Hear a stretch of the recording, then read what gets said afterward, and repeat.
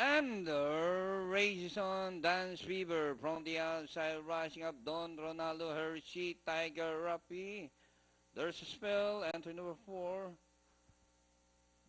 Jordan Cordova, left unseated. Number 4, Final Impact.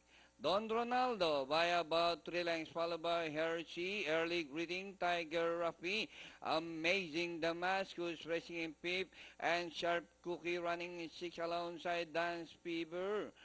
As they race the last 600, Don Ronaldo, Early Greeting, racing on the outside, Tiger Rafi. It's now Early Greeting by a length and a half, Don Ronaldo in second, Tiger Rafi, Amazing Damascus.